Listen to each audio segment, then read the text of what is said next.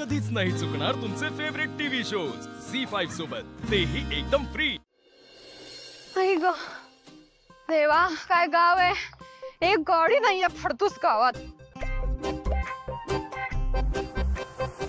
दादा दादा, एक गाडी नाही थांबत इथे। हॅलो हॅलो, गावाच्या लोकांना ऐकू येत नाही की बहिरे आहेत, ती नाटकं करतात फक्त। हॅलो हॅलो, काय हो, तुम्हाला ऐकू येत नाहीये का? मी तेव्हापासून तुम्हाला आवाज देते ना तिथून। तुम्ही कधी आवाज दिला? तुमचं तुम्हीच बोलत होता ते, आम्हाला वाटलं ते कावळ्याला बोलवतोय का काय?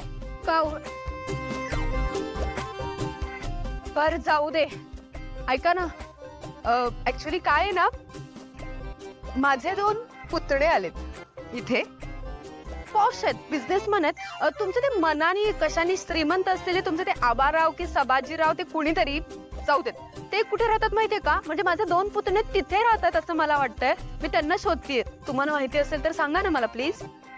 हिच्याकडनं तर कामच करून घेऊ। माझ्या बोलण्याला आणि माझ्या दिसण्याला भुलल्यात दोघी, त्यामुळे आता मला कळेलच आदित्य आणि प्रीतम कुठे राहतात ते। होय होय, माहिती आहे की ते ना चांगले कपडे घालतात बघा, गोरे गोरे आहे ते। हा माहिती आहे की ते। करे, तुम्ही बघितलंय का कुठे राहतात ते सांगा ना। तुम्हाला नाही गावणार, हा तुम्हाला नाही सापडणार। नाही नाही, मला सापडेल, मी शोधेन, सांगा ना कुठे राहतात। अहो खूप आतमध्ये राहते ती, तुम्हाला नाही सापडणार। बरं ठीक आहे, तुम्ही मला दाखवायला या ना ते कुठे राहतात। आम्ही आलो असतो, पण हे काम सगळं कोण करायचं? हे काम सोडून आम्ही कसं येणार तुमच्या बरोबर? आदित्य प्रीतम कुठे राहतात हे शोधायचं असेल तर एवढं काम करायला काय हरकत आहे, है ना? करतेच मी। हे का त्यात काय, मी करते ना, त्याचं काय आहे, हे गॉगल वगैरे सगळं आत्ता आलंय लग्नानंतर, मी ना गावचीच आहे, मी तुम्हाला मदत करू लागते, मग तुम्ही दाखवाल ना। होय होय, करा तेवढं काम, मग दाखवते तुम्हाला कसं करायचं। हे बघा, ही अशी शेंग घ्या, घ्या की शेंग अशी।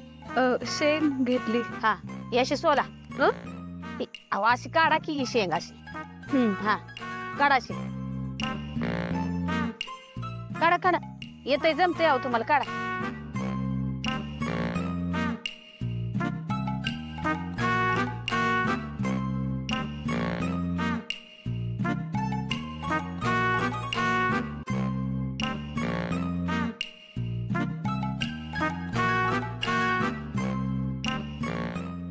खूप काम केलंय मी, आता तरी मला सांगा कुठे राहतात ते दोघे।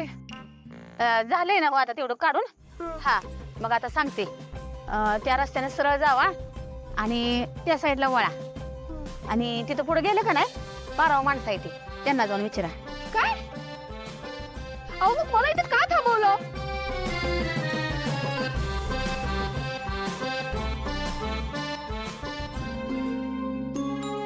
होय चालतंय। आबा काय झालं? नाही म्हणजे कुणी पाहुणे येणार आहेत का घरी? होय पार्वती, प्रियाला आत घेऊन जा आणि तिला छान साडी नेसवणी छान तयार कर। आबा पण नेमकं एवढं येणार कोण आहे? प्रिया बाळा, तुला बघायला आज एक मुलगा येणार आहे, तसा तुझ्या ओळखीचाच आहे, म्हणजे तुझा बालपणीचा मित्र आहे रोहित। अगं तू त्याला ओळखतेस की, तुझा बालपणीचा मित्र, आपण त्याच्या घरच्यांनाही ओळखतो, त्यामुळे तुला कुठल्याही प्रकारची अडचणही येणार नाही।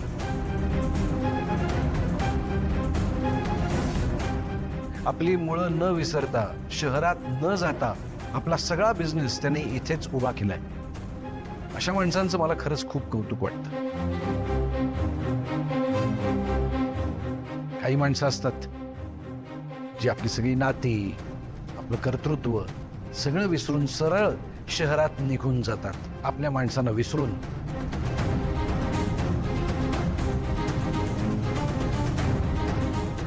प्रिया, रोहित तुला नक्की खुश ठेवेल, इथे गावात तुला जे काही हवं ते सगळं उपलब्ध करून देईल। पण लग्नाची एवढी गडबड कशाला आबा? बाळा, या गोष्टी वेळेत झालेल्या बऱ्या असतात. बापाच्या खांद्यावरचं ओझं थोडंसं कमी होतं. तू काळजी करू नकोस. तुला हे स्थळ नक्की आवडेल. तुझं शिक्षण, तुला जे काही आयुष्यात करायची इच्छा आहेत, स्वप्न आहेत, ते सगळं तुला करता येईल याची खात्री आहे मला. आणि त्यांना हे सगळं मान्य आहे.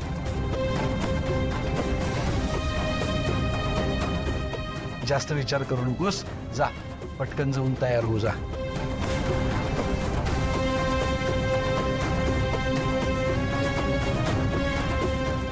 प्रिया बाळा, जा. पार्वती,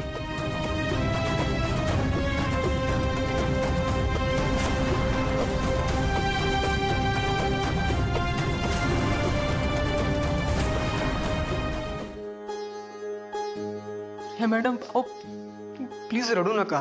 रडू नाही तर काय करू बघ प्रीतम सर. काय चाललंय हे सगळं? कालपर्यंत तर सगळं व्यवस्थित होतं आणि असे नवीन काय सुरू झालंय? नाही नाही, मला काही माहित नाही. मी तुमच्याशिवाय दुसऱ्या कोणासोबत लग्नाचा विचारही करू शकत नाही. हो प्रिया मॅडम, माहिती आहे मला. तुम्ही प्लीज शांत व्हा. हा, चिल.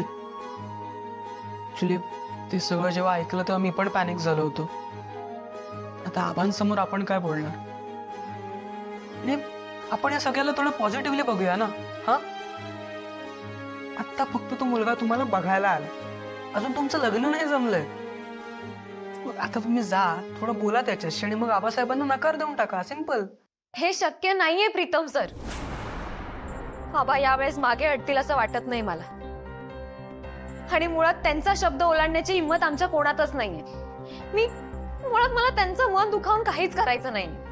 बराबर बोलतायत प्रिया मॅडम. प्रीतम सर, तुम्ही हे विसरू नका की आपण इथं प्रिया मॅडमच्या घरच्यांचं मन जिंकायला आलो. प्रिया मॅडम, हे बघा, आमचं इथं येणं, तुमच्या घरच्यांचं मन जिंकणं, हे आधी आम्हाला अशक्य वाटत होतं.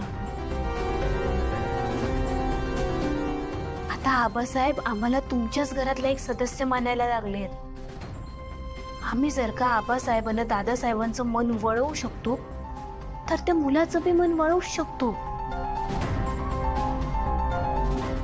हे बघा, ही तुमच्या दोघांची सुरुवात आहे. अजून भरपूर संकटांना सामोरं जायचंय. त्यामुळे प्लीज तुम्ही दोघं हिंमत हारू नका. आणि काही झालं तरी आम्ही आहोत ना. झी5 ॲप डाउनलोड करा आणि पहा सर्व एपिसोड्स एकदम फ्री.